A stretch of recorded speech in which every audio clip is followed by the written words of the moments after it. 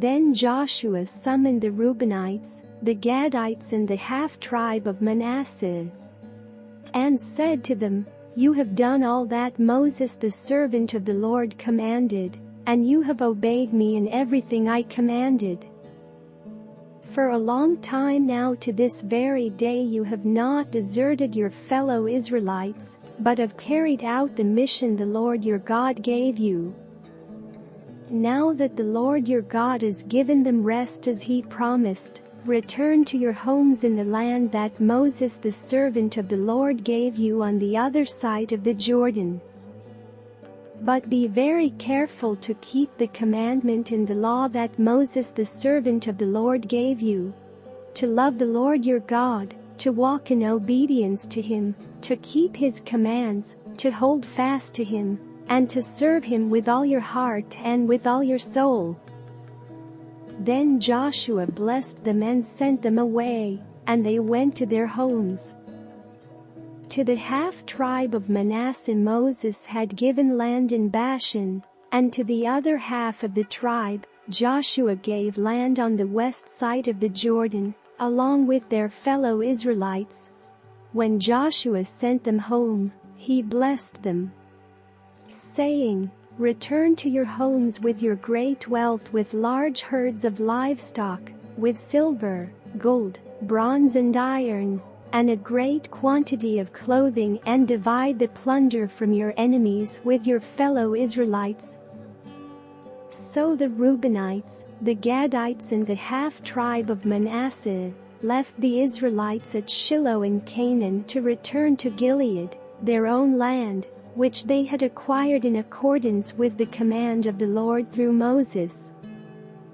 When they came to Geliloth near the Jordan in the land of Canaan, the Reubenites, the Gadites and the half-tribe of Manasseh built an imposing altar there by the Jordan. And when the Israelites heard that they had built the altar on the border of Canaan at Geliloth near the Jordan on the Israelite side, the whole assembly of Israel gathered at Shiloh to go to war against them. So the Israelites sent Phinehas son of Eleazar, the priest, to the land of Gilead to Reuben, Gad and the half-tribe of Manasseh. With him they sent 10 of the chief men, one from each of the tribes of Israel, each the head of a family division among the Israelite clans. When they went to Gilead to Reuben, Gad and the half-tribe of Manasseh, they said to them, "The whole assembly of the Lord says, 'How could you break faith with the God of Israel like this? How could you turn away from the Lord and build yourselves an altar in rebellion against him now? Was not the sin of Peor enough for us? Up to this very day we have not cleansed ourselves from that sin, even though a plague fell on the community of the Lord. And are you now turning away from the Lord? If you rebel against the Lord today, tomorrow he will be angry with the whole community of Israel. If the land you possess is defiled, come over to the Lord's land, where the Lord's tabernacle stands, and share the land with us.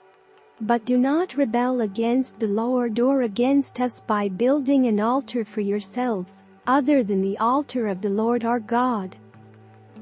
When Achan son of Zerah was unfaithful in regard to the devoted things, did not wrath come on the whole community of Israel?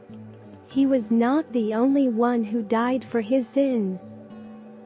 Then Reuben, Gad and the half-tribe of Manasseh replied to the heads of the clans of Israel, "The mighty one, God, the Lord. The mighty one, God, the Lord. He knows.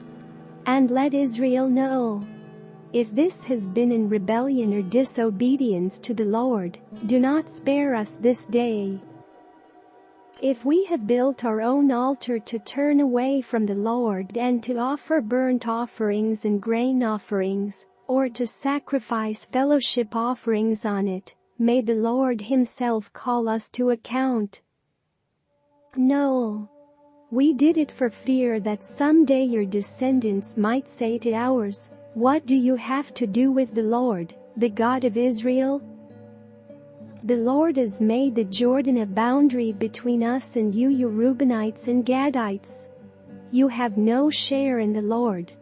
So your descendants might cause ours to stop fearing the Lord. That is why we said, let us get ready and build an altar, but not for burnt offerings or sacrifices. On the contrary, it is to be a witness between us and you and the generations that follow, that we will worship the Lord at His sanctuary with our burnt offerings, sacrifices and fellowship offerings. Then in the future your descendants will not be able to say to ours, you have no share in the Lord.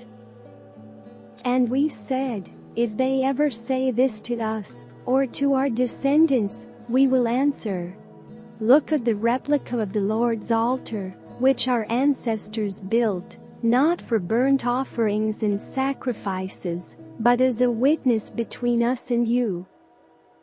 Far be it from us to rebel against the Lord and turn away from Him today, by building an altar for burnt offerings, grain offerings and sacrifices, other than the altar of the Lord our God that stands before His tabernacle. When Phinehas the priest and the leaders of the community, the heads of the clans of the Israelites, heard what Reuben, Gad and Manasseh had to say, they were pleased. And Phinehas son of Eleazar, the priest, said to Reuben, Gad and Manasseh, today we know that the Lord is with us, because you have not been unfaithful to the Lord in this matter. Now you have rescued the Israelites from the Lord's hand. Then Phinehas son of Eleazar, the priest, and the leaders returned to Canaan from their meeting with the Reubenites and Gadites in Gilead, and reported to the Israelites. They were glad to hear the report and praised God.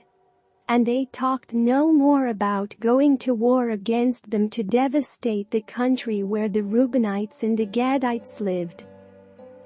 And the Reubenites and the Gadites gave the altar this name, a witness between us that the Lord is God.